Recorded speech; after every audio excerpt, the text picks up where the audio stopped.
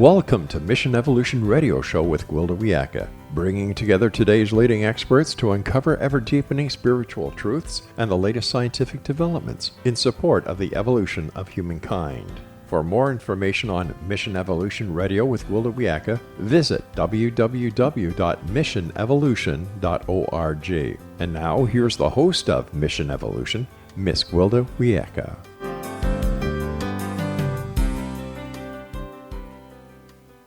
Hello, my visionary friends. Thank you for joining us on another exciting adventure into future possibilities.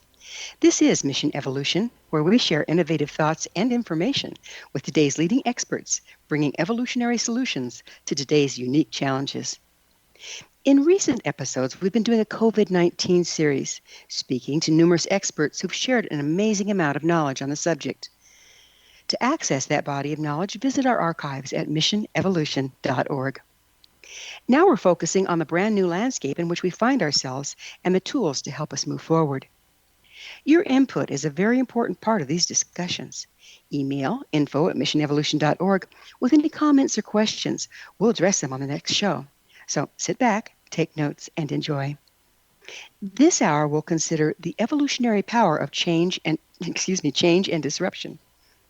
Never has there been a better opportunity to evolve than when we've been picked up by the ankles and had the change shaken out of our pockets. 2020 has done an excellent job of disrupting the status quo. While it's tempting to wish for days gone by and a return to normal, the fact is we've been on a collision course with our own karma for quite a while.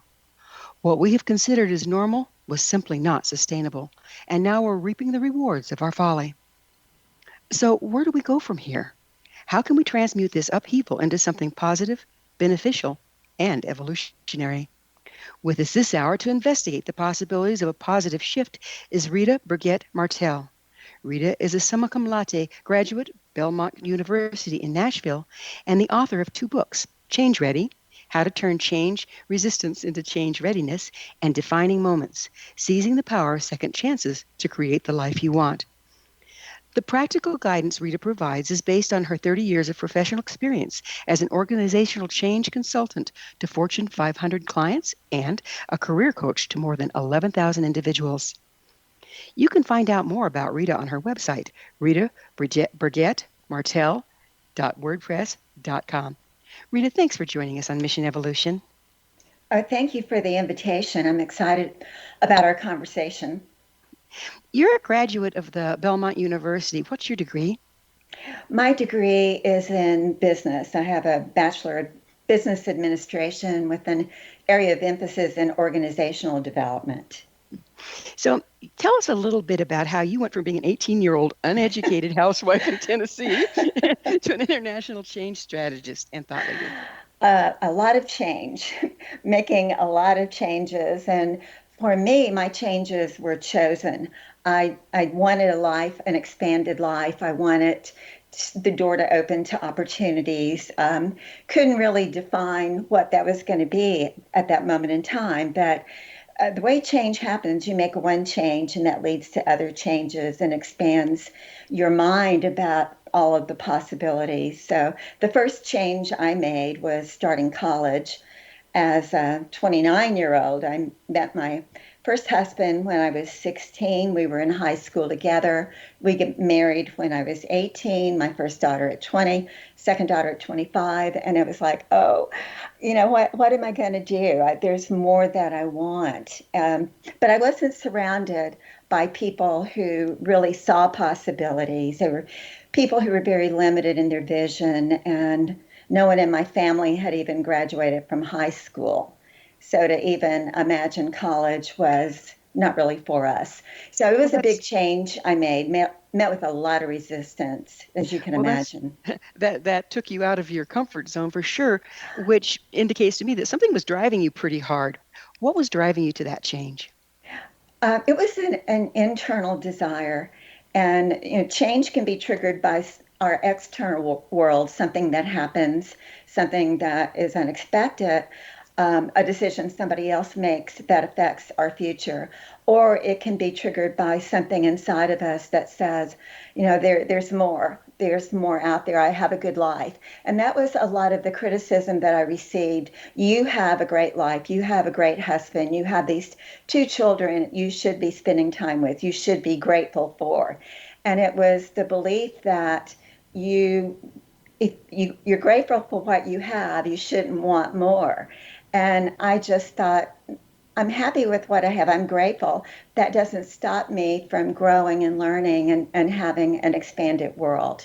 So it was difficult.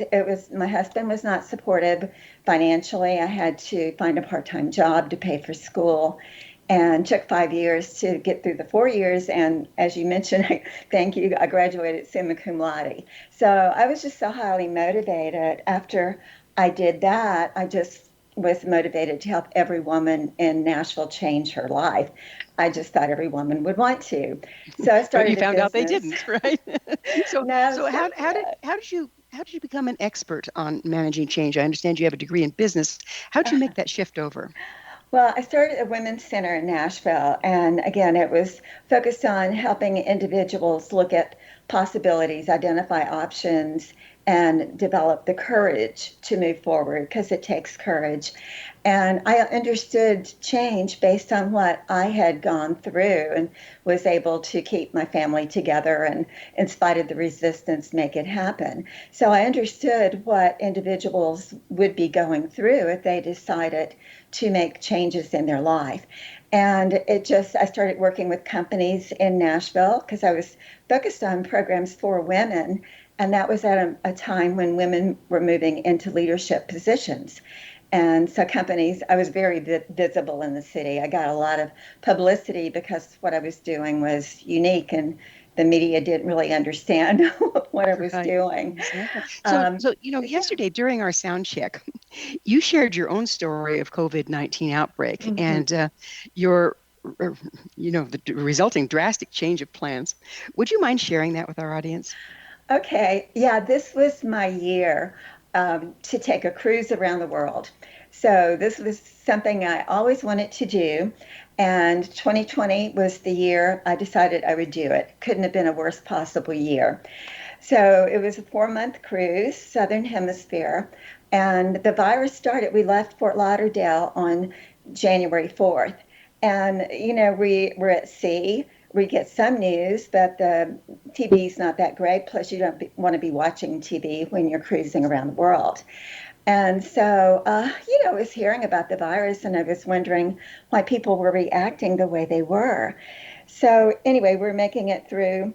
January's okay, February's okay. When we get to March, some of the ports in Asia started closing. Singapore closed when they allow us in. So our itinerary changed somewhat, and we got to Australia. And we had been sailing around Australia for about 2 weeks. And that was around March 20th when the cruise company decided to end the cruise, and gave us a week's notice that we would be asked to leave the ship in Australia, and we would be on our own as far as making our travel plans to get back to the United States. So And they it just dump came, you off and say, hey, good luck, right? good luck. Yes, thank you for sailing with us. We made it halfway around the world. Yeah. And I mean, for me, I've traveled a lot. And so I knew that I would be okay. But there was still that concern of, okay, Australia is closing down. They're closing down the country. Flights are being canceled. And I was able to get booked on a flight, but it wasn't leaving for 2 days. So I had to check into a hotel, and Australia closed down the next day. Oh my Um, gosh. my So flight, definite upheaval. So what are the my flight skills was that the you, last one that oh left. my, oh my. So what are the skills that you teach? Have you found most beneficial in managing your own ability to embrace this massive upheaval? Well, what we're going through now is a change we didn't choose. And when something happens to you that's unexpected, you feel out of control. You feel like the rug has been pulled out from under you. And you don't, your symbols of security have been taken, or they're being threatened. So the job security that we had, the illusion that we had, the income that may not be there because we are in the hospitality industry and jobs are being cut left and right. Health, a threat to our health. So there are threats all around us, and it's something that we didn't choose. And so we have to be able to put ourselves back in a position of feeling powerful. And so I teach my clients to use a model I call the 5 C's. And so we can go over that if you like. I think your listeners would find it helpful. A little later in the program, I'd love to, because Okay. I'd kind of like to outline what we're going to use them on. So, in your experience as a change strategist, what responses to change have you seen that are kind of unexpected in the populace out there? Well, fear is often, the first reaction to change because something's happened to me and I don't know what to do. I don't know what to do. Denial. And people have different reactions to change and accept the change on a different timeline. And so we're kind of seeing this if we look at the world and look at people's reactions, we're not all reacting the same way. So the denial, that was kind of my first reaction when I'm on the cruise and I'm hearing about this virus. Oh, it's not that bad. It's we're in the Southern Hemisphere. It's not happening here. Everything will be okay. And that's one of my coping skills, being Pollyanna in denial is how I see it. Oh, it's not that bad. I can manage it. I'll come up with the solution. So some people do respond that way. But yes, sometimes we have anger. How could this happen? What did I do to deserve this? You're right. We've seen so much anger, which has been surprising to me. I know. That people are just kind of going off the heat, but doesn't that have to do with fear? When we're putting fear, we're putting the back brain where there's no logic, there's just fight or flight. And we've got massive amounts of people really, really scared right now. How can we collect ourselves so we can come from a place of logic rather than one of reactionary? Yeah, and it's important to be able to look at how we are reacting and think about, okay, how can I respond? Because when I'm reacting to something, I'm giving my power away. And I do have control over my choices. And so I can choose to be in a position where I look at possibilities instead of looking at what I might lose or what I am losing, because this is a situation where people have lost their jobs, maybe have lost friends, have lost family. So a lot of grief. So yeah, putting ourselves in a position of looking at what's the reality here. And, that first C in my 5 Cs is clarity. So yeah, that's a really good point, because right now, well, it's getting a little better, but in the beginning of the outbreak, there was nothing but conflicting information out there, and nobody really knew. I interviewed a lot of very educated scientists and doctors, and they said the problem is we don't know because it is a novel virus. And so that leaves everybody in a state of, panic, really, doesn't it? Because how can you get clarity if you can't get clear facts? Exactly. It's difficult. We want information, and when we don't have it, we tend to make it up. We fill in the that's blanks. Not a good thing. Yeah. No, we don't like to have the blanks. We want to know. We want to know how the story's going to end. And so we fill in the blanks. And when we make up information, it's usually not a rosy picture. It's because we're going to have to take based. We're going to have to take a break for a commercial break here. But on the other side, I'd love to, talk about making up information and what we're seeing as a result of that.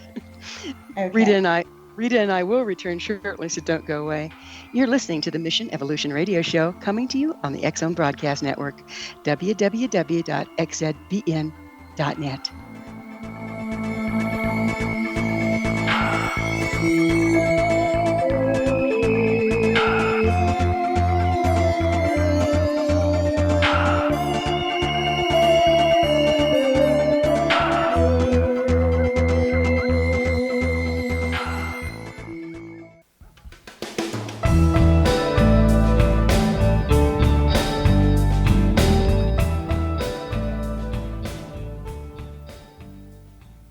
again, this is Mission Evolution, missionevolution.org.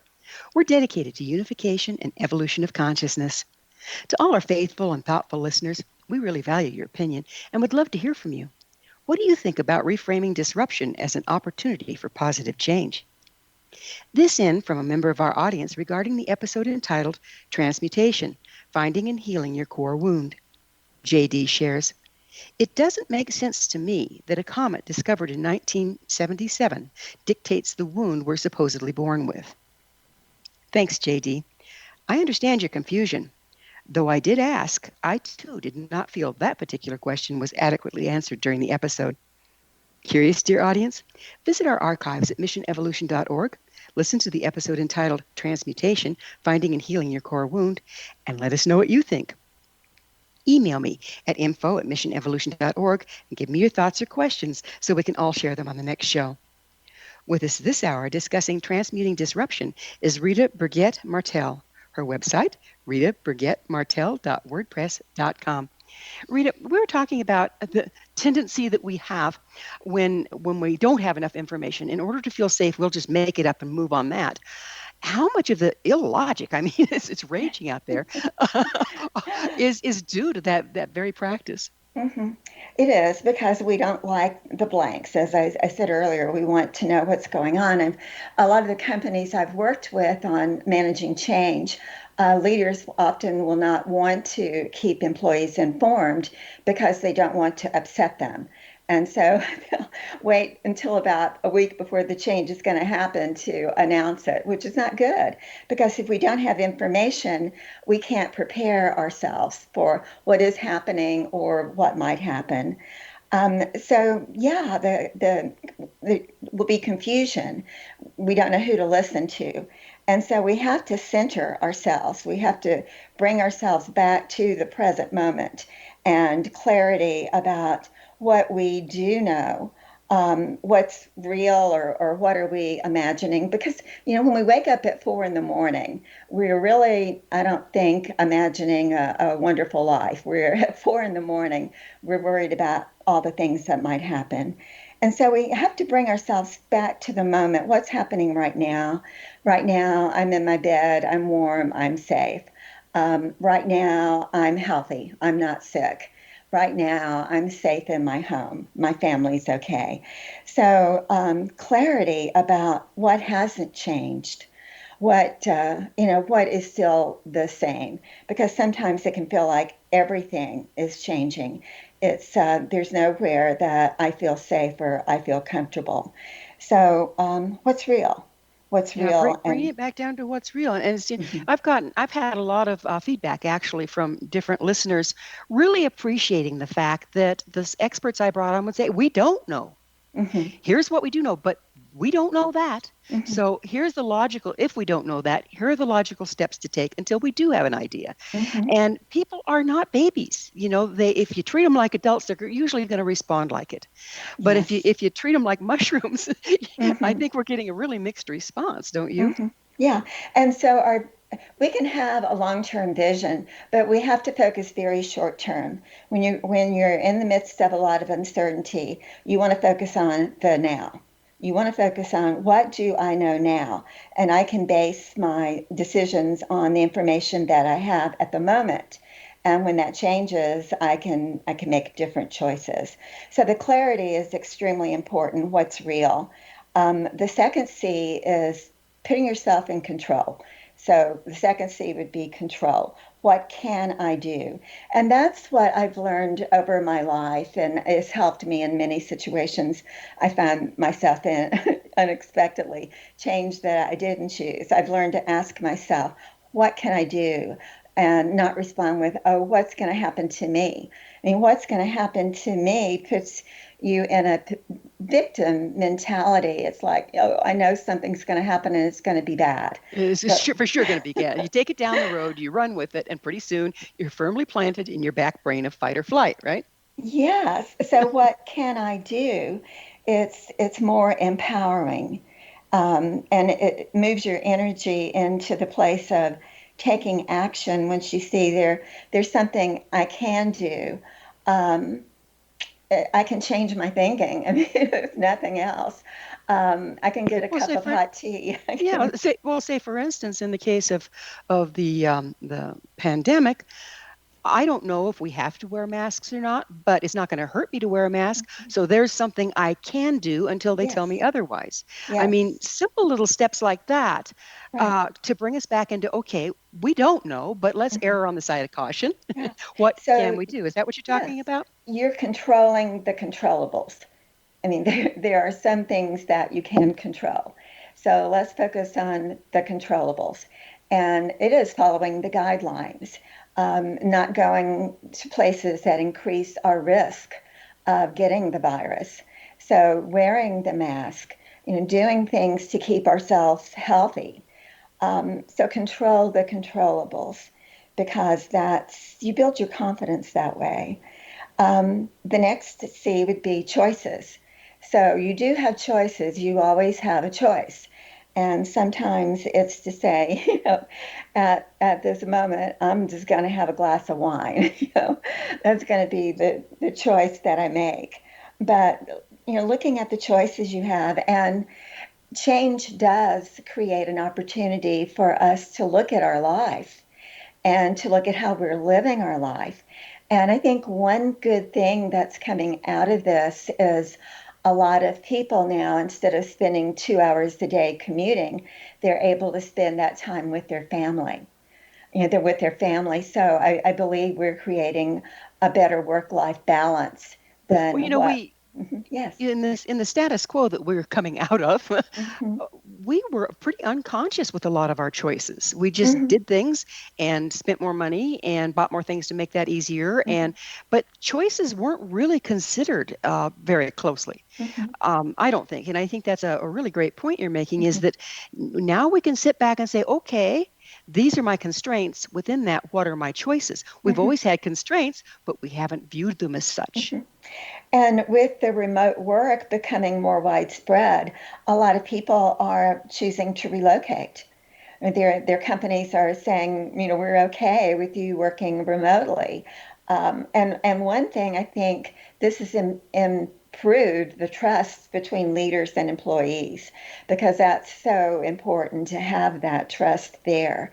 And so leaders can see now that their employees can be trusted to work without them, keeping an eye on them every Snorting down moment their of the neck. day.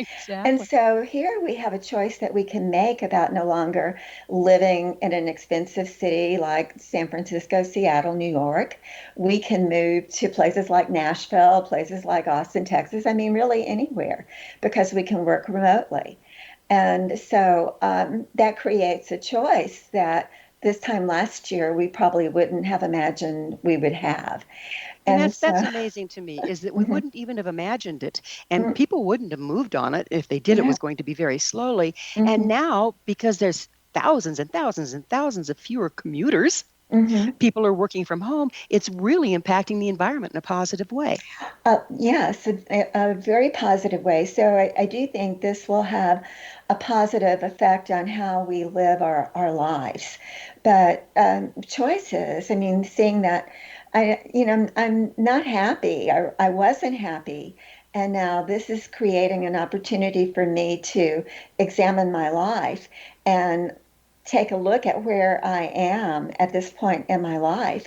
And maybe it is time for me to make a change. What I once valued, I no longer value. And I think we really don't take enough time to examine our values and to look at how our values change in different decades of our life. And so change can create an opportunity for you to go in a different direction. It can be a second chance to do what you wanted to do maybe 20 years ago, 30 years ago. And you had the family and you had to put those dreams on a shelf. Maybe you can take them down now and take a look at them because you're in a different phase of life. So, change, even when we don't choose it, it can open our eyes to possibilities. So, I can't emphasize enough identifying choices. So is Go ahead. It Sorry. isn't again that choice has to be made. We have to be willing to not just go into victim Hmm. about the imposed changes, but rather reframe them in such a way that we can say, okay, well, this has taken certain things away, but what Hmm. has it opened up for me? But it Hmm. takes some introspection, doesn't it? Yeah, what are the possibilities? And then we're in relationships, and often our significant other doesn't change at the same rate of speed that we do. And so, you have an opportunity to relocate because you can work from anywhere, but your spouse loves where you are. So your spouse doesn't want to relocate.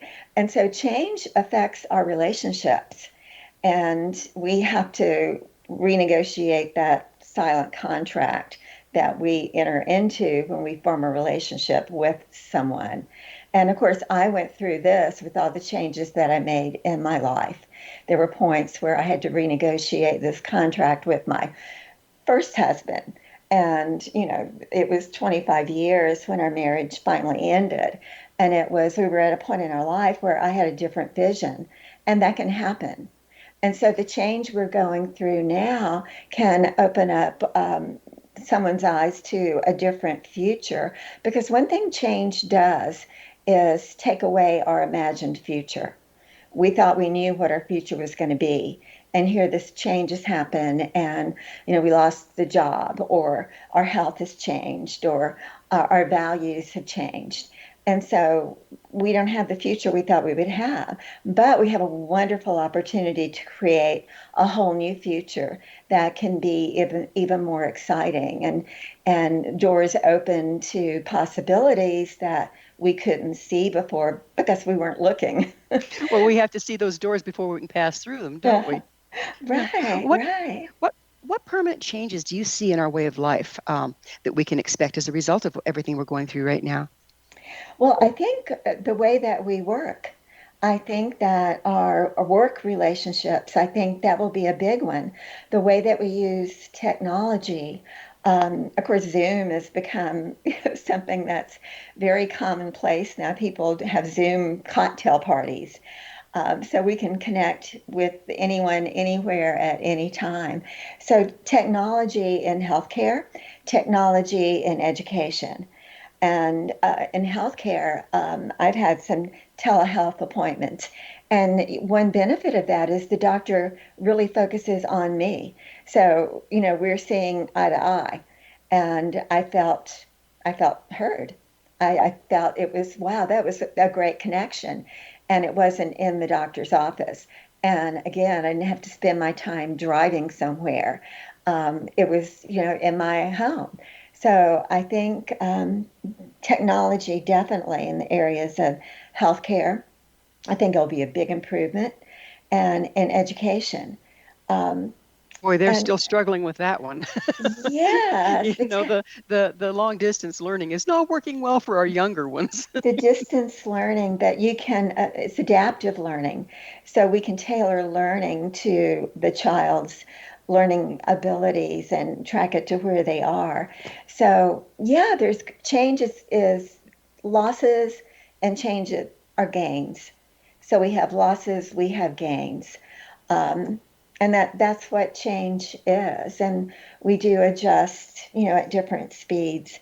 But seeing that we do have a choice, and once we identify those choices, then we move ourselves into the point of making a decision. And making a decision moves us forward, either, with a mindset, or actually moves us forward to a different way of living. Well, it's fascinating the opportunities that we're being presented with here, and we are just about due for another commercial break. But on the other side, we've got three of our five C's. We have Hmm. clarity, control, and choices. I'd like to pick up with that on the other side if you're game. Okay, great. Rita and I will return to our discussion shortly. You stay right there.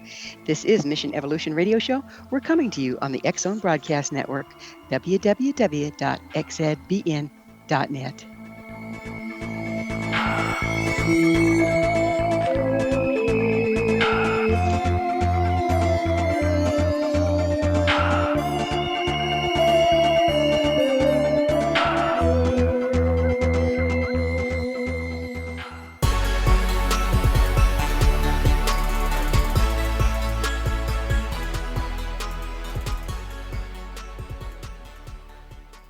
Welcome back. This is the Mission Evolution Radio Show, missionevolution.org, bringing leading edge information, supporting the path to enlightenment.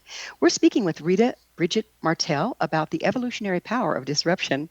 Her website, ritaburgett.wordpress.com. Rita, I'd like to, before we go further with the C's, which have been very rich so far, I'd like to talk about, there seems like the only consistent thing is change, right? Yes. The planets spin, everything moves, everything's changing constantly. And yet people try to prevent it. They are afraid of it. They try to stay where they are. They get stuck. They spend, how much of their energy are they spending in trying to maintain a status quo that's impossible to maintain? Would you mind speaking to that a little bit? Well, we have this false sense of security, and change is disruptive. And so I have a lot of clients who want their life to be different, but they don't want anything to change. That doesn't work very well, does it? No, it doesn't. So, yes, it is disruptive because you're wanting something different, but your partner isn't. Or, you're wanting something different, but you can't imagine how in the world it would be possible. Or you don't think you deserve it. Or you think by wanting something different or thinking about making a change, you're judging what you have as inadequate or not enough. And I mean, there's all kinds of crazy thinking that goes into that. But yeah, it's really rooted in fear, in a fear. So how are the people that are stuck in trying to avoid change at all costs, how are they being impacted right now? Well, I mean, we're being forced to. And so, we're, like you said when we started the show, we are kind of being turned upside down and, hanging by the heels and being forced to make some changes that we would not have chosen to make. And so we can be mad about that. We can complain about that, but it's happening. So, I mean, it is the reality of our life, and you can use the energy accepting it and looking at how you can make the most of it or complaining about it. And I saw that behavior on the cruise once the announcement was made that the cruise was coming to an end. The reactions, it was very interesting to observe, being a change professional and knowing the different reactions people have to a real unexpected education, no doubt, yeah. change. Yeah, so some people didn't even hear the part of the announcement that said you will be disembarking. And when I said, have you made your travel plans? We were out after this happened up at the bar. A lot of people were drinking, the ones that, actually heard it. And they did have free drinks that day. They did do that for us to kind of keep us happy. But, this person would look at me and said, no, they didn't say we have to get off the ship. They just said that the cruise is ending and they'll be taking us back to Fort Lauderdale. They can't dump us here. And I said, no, I heard disembark. So it was interesting. Some people didn't hear that word. Other people reacted with anger. No, I'm not leaving this ship. They can't force me off. They have to go back to Florida. So no, I'm not leaving it. I have a contract with them. I pay a lot of money. I'm a five-star mariner. I have this status. So, a combination of denial and anger. Another person started a petition. And so they were going around getting signatures on the petition to, take us back to Florida. Don't do this. You can't do this. So it was interesting observing the different reactions while I'm making my travel plans. I'm getting my flight booked. You're following your own instructions. Yes, I'm Yes. very much looking at what can I do, not what's going to happen to me, and being thankful that we were in Australia and not, because the next stop was going to be a place called Reunion Island that I never heard of. And the people on Reunion Island were throwing things at cruise ships. So people got angry at cruise ships. Well, so people got angry at everything, didn't they? I Mhm. mean, that's that fight or flight reaction of fight. Yeah. And so they go out of logic, and then it starts this projection. It's Uh-huh. all about somebody else. And doesn't that knock you out of the 5 C's right there when you It blame somebody definitely else? does, because you make yourself a victim of other person's actions. And it's saying that, I'm back to being a helpless child again. This is what they did to me. And again, people make decisions that affect us. And, we didn't choose that. And yeah, we can be angry about it. And it's okay. You want to feel what you feel, but you don't want to get stuck in that because you've given them the power to determine what your future is going to be. Well, even if they care to have it, which they probably don't. Yeah. So how And can we move through this fear in order to embrace change in a healthy way? Because everybody's going to have it at some point or another. you're going to have it. And at some point, the misery becomes too much.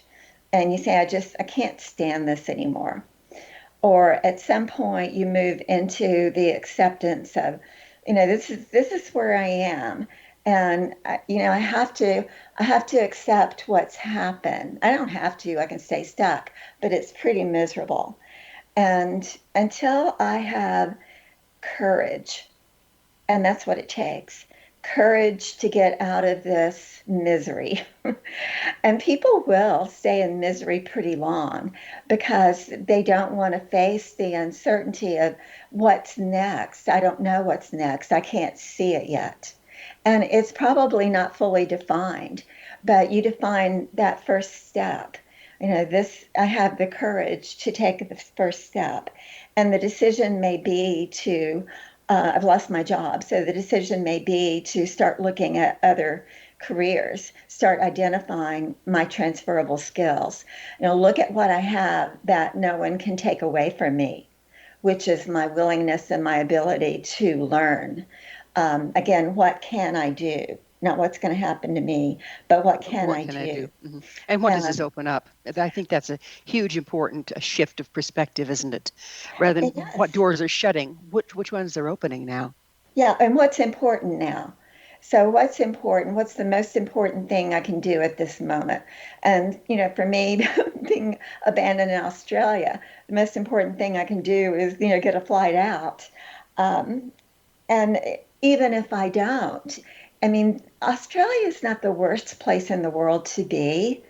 I'll find a way to make it work. This won't last forever.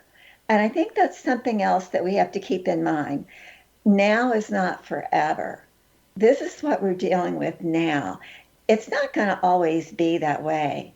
And if Yeah, I can nothing focus, consistent but change, right? yeah, I can focus on now and have the courage to do what I need to do to take that next step toward a different future.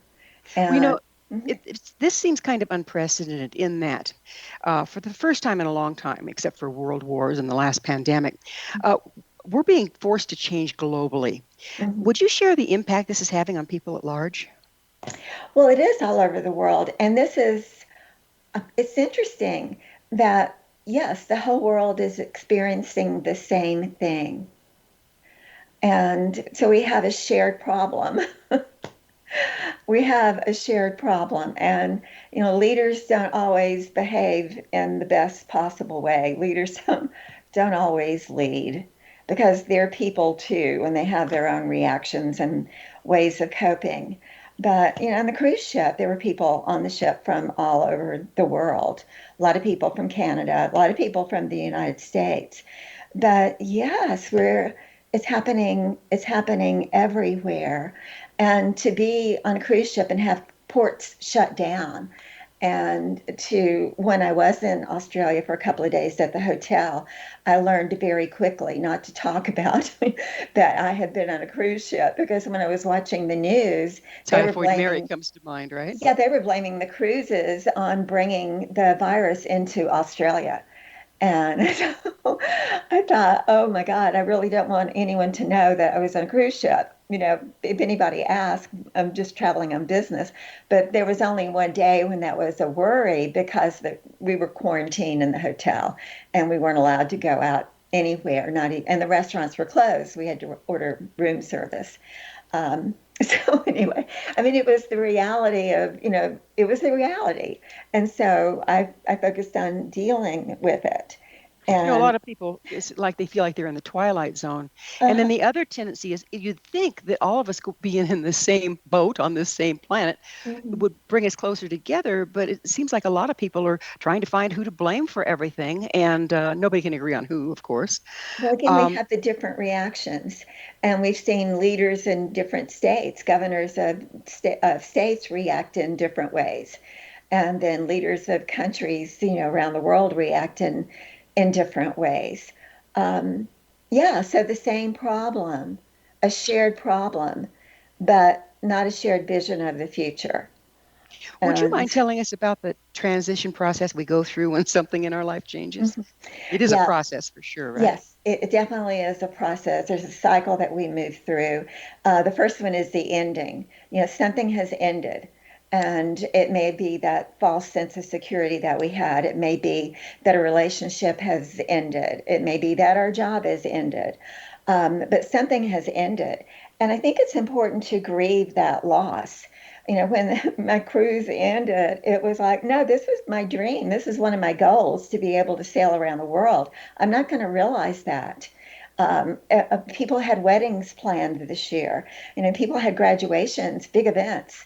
So there are disappointments. There's a loss, and so there's an ending. And I think it's important to grieve and acknowledge that that was an ending, but not to get stuck in it. And so when we're in that ending phase, we talk a lot about if only this hadn't happened. And that's where we can get into the blame, we can get into the anger, we can get into the guilt, something that we did that we think caused somebody to get sick or, whatever. So there is that ending and hanging on to the past, wanting things to be the way they were and not being willing or able to let go and accept that it's not going to be, we're not going back. We're not going back to what we defined as normal. And so then we start moving forward. When we reach that acceptance, we don't have to like it at all. And again, we can still be grieving a little bit, but we're not stuck in it. We're accepting and we're moving forward. And then we move to this, what I call the miserable middle. And it's this in between time of transition. And it's where we have more questions than answers. And we feel confused. And so our language is a lot of, yes, I know this is what's going on, but what can I do? I mean, yes, but. So there's a lot of yes, buts. And we really have to change that into a yes, and this is what I can do. Yes, and this is what's important now. And if I focus on what's important now, this day, this moment, then I'll be okay. And then tomorrow, I'll focus on what's important tomorrow and the next day and the next day. This is not going to last forever. Now is not forever. Isn't there illusions that are dying in that we thought we could predict what was going to happen, which is an illusion, you know? Yes, yes. Yeah, yeah. We So it's never it's like could. the death of these illusions is part of what we're mourning as well, isn't it? Yeah, we had this false sense of security. And, that's usually defined as having a job, working for a company, having a relationship, whatever our symbols are of security, they're external. They were external symbols, and they can be taken away from us in the blink of an eye. So our security has never been based on the external stuff. It just hasn't been. That was an illusion. And we had that because we didn't believe in ourselves. Yeah, our ability to adapt to whatever comes at us, and Yeah. isn't that life? Just Yeah. whatever comes at us. So our security has always been internal.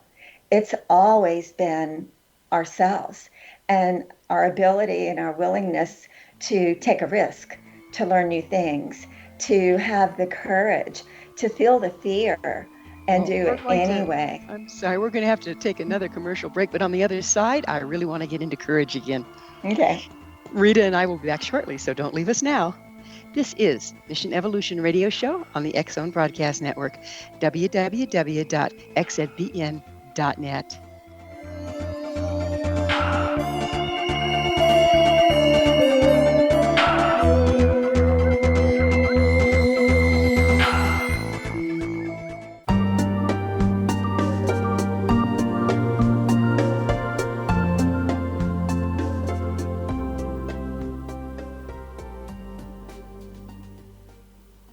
welcome back. This is Mission Evolution Radio Show, bringing together gifted people of service to the world.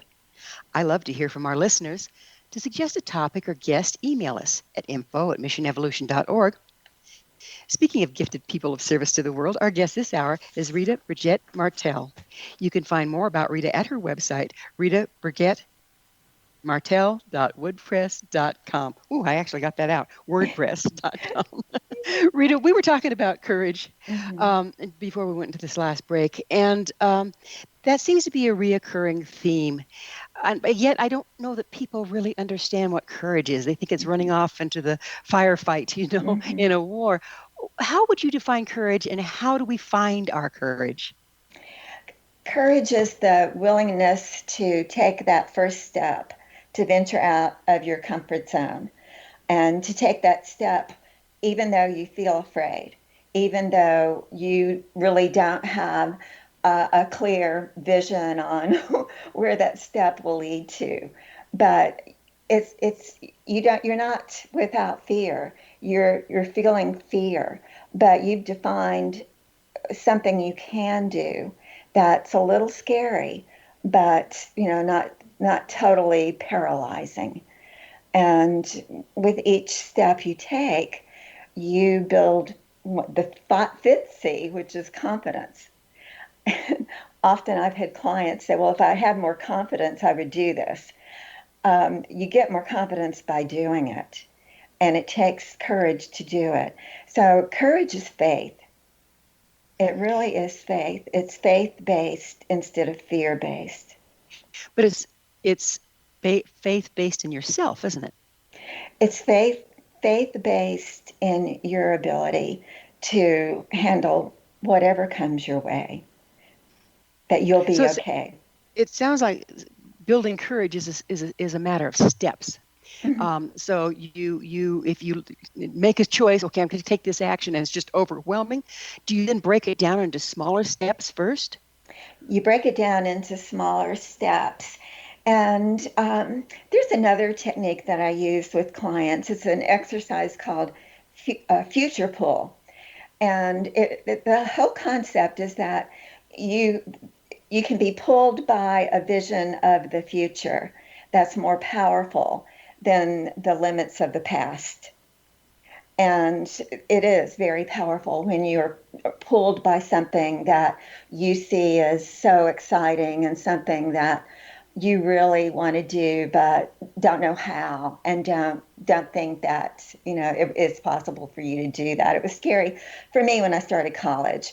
But I had this vision. I had this vision that I was graduating. The graduation exercise was outdoors, and I was getting the award for being number one in the class. I thought, oh my God! When I had that vision, it was like, that's crazy. How can I do that? And that's exactly what happened. And the graduation exercise was outdoors. I mean, it was, at the moment it happened, it was like, it sent chills down my spine. Oh my God. I bet it did. I'm chilling just listening to you. Yeah, yes. But I did that by taking one class to see if I could do it. And that led to taking another class and then just going full time and working part time. Yeah. So, many of us are faced with massive changes in our work situation. And what's the biggest stumbling block that most people are running into when they're trying to make a career change, trying to get that courage? Not seeing the skills that are transferable. And so I found that if you work for a company in the same job longer than 5 years, you forget that there's a world beyond that company because that's become your entire world. And you're so engrossed that you really haven't kept up with what's going on in the outside world. And so if your job is cut, then you don't have an idea of what you could possibly do. Or like my clients now who work in the hospitality industry had high-level jobs. It's like, oh my God, that industry is being decimated. Retail is another one that's really been hit hard. And so the limits are not understanding that your skills are transferable to different industries and identifying what those skills are. So I take my clients through an exercise of identifying what I label the nouns and the verbs. So the verbs are what you have the ability to do: um, plan, manage, create, analyze. And all those verbs that we use every day that we've become so good at, we don't even think about them anymore. They just become natural to us. The nouns, that's the knowledge that we have. We have knowledge of an industry. We have knowledge, we have an expertise. We can analyze data. We have knowledge of a market, a customer group. And so you put the pieces of the puzzle together, and it opens up different opportunities for you, different paths that you can explore. And so once you begin to do that, and again, that's taking action. It's not sitting back and saying, "Oh my God, I've lost my job. There's nothing else I could possibly do. It's the end. It's the end. I'll never be happy again. Woe is me." Well, you have the title of one of your books is Defining Moments. Mm-hmm. And I would have to say that this is probably a fairly defining moment in our history. Would you go into that a little bit for us? Yeah, defining moments. It can be internal, something that you've had an awareness that comes to you, and you say, "Oh, I'm not going to continue living this way. I'm going to create something new. I want my life to be different." A defining moment can be an external event, like what we're experiencing with this virus. But it's an event that transforms you. It's a transformative event where you look at life differently. You look at yourself differently. You look at your choices differently. And you're not the same that you were before this event happened. And we often talk about it as, well, before the virus, this is what I was doing. And oh, well, after the virus, this is how I lived my life differently, or this is, pre-virus and post-virus. So I think we'll look back at this and talk about this, in that way. But a defining moment can be a second chance to do again, what you didn't do years ago. And I love George Eliot's quote: "It's never too late to become what you might have been." I like that a lot. I like Yeah, that a lot. Or envision something that you'd never dreamed possible. Isn't vision yeah. awfully important for us right now? Vision is what pulls us to our new future. Vision is what gives us the courage to take that first step. After I graduated from college and started the business, I made my first trip to California and to San Francisco, and it was like, oh my God, this is where I want to be. But I can't imagine how in the world I could possibly get here. It was a year and a half later, I had a consulting opportunity there. And it just came out of the blue. It was there with a speaking engagement. And something came to me while I was making this speech about goal setting, and I mentioned my West Coast office. I didn't have a West Coast office, but I wanted one. And someone came up to me at the end of the speech and said, "I'm so happy that you're here, that you have a West Coast office, because we've been looking for someone like you to open up this transition center. And since you're here anyway, why don't you come meet my manager tomorrow?" I thought, oh my God. And I did. And they offered me a 3-month consulting contract on the spot. That's Okay. amazing. I had That's just packed amazing, enough isn't clothes for, that to be there for the speaking engagement. I didn't have a place to live. I didn't have an automobile, but I said yes. And and that opened the door to an entirely new life. I mean, So amazing. it's not just envisioning it, but then also recognizing your promptings and the opportunities as they present that go along with your vision. And saying yes, having the courage to say yes. Back to courage. Well, we're coming close to the end of our time together, and I do not want to go through this interview without hearing the final C. What is the final C? The final C is confidence. And confidence is having faith. Confidence is faith based. And you build confidence by having the courage to take that first step while you're still shaking in your boots, and that will expand your ability to take the next step and the next step. And so, what you learn to do is to bring yourself back to the present moment. And in this moment, um, is my thinking based on fear, or is it based on faith? Are my thoughts based on what I'm afraid will happen, or are my thoughts based on what I want to happen? And I have faith in my ability to make it happen. I have faith in my ability to survive this moment, to survive what's happening, and to thrive, to thrive. So confidence is in the moment, and confidence is built by taking the action that you're afraid to take. We change our beliefs. Our actions, what we do is based on our belief. And whatever we believe we can, that's true for us. And, the thing that I look back and I see that all these defining moments in history, the way the people that were in them affected their descendants for generations. How can we leave a good example for our descendants? I think the best example we can set for our children is that to have the capability to manage change, have the belief in themselves that they have everything that they need inside of them to deal with whatever comes their way, that they don't have to depend on any source of security outside of themselves because they're enough. They're enough. And if you believe that, then bad things will happen. We'll have bad and painful experiences, but we'll survive them and we'll learn from them, and they make us stronger. They really do make us stronger, and our faith becomes stronger, and our courage is there when we need it. And we will end up doing amazing things that we never thought we could do.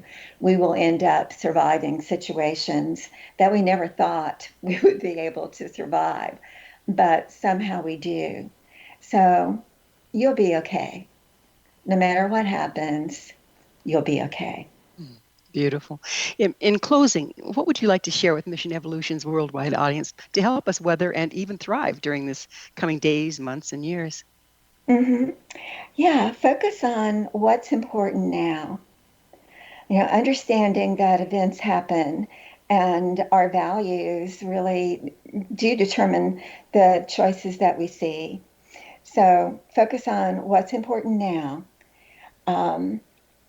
Ask yourself, what can I do? Not what's going to happen to me. And realize that now is not forever. So if you're going through a bad time now, it won't last forever. And value what you're experiencing now, because this is allowing us to spend more time with our family and to really strengthen those relationships so we can make the bad times good. We really do. We have the ability to make the bad times good. Transmutation at its finest, yes? Yes. Well, Rita, I can't thank you enough for coming on the show. It's been such a pleasure, and time has flown, but unfortunately, we're out of it. Thank you so much for the opportunity. It's been great. Our guest this hour has been Rita Burgett-Martell, the author of Change Ready, How to Turn Change Resistance into Change Readiness, and Defining Moments, Seize the Power of Second Chances to Create the Life You Want. Her website, ritaburgettmarcell.wordpress.com. For our amazing past episode collection, visit our website, www.missionevolution.org. This has been Mission Evolution Radio Show with Gwilda Wiyaka on the X Zone Broadcast Network, www.xzbn.net. Join us next time as this mission continues, bringing the latest information, resources, and support to our evolving world.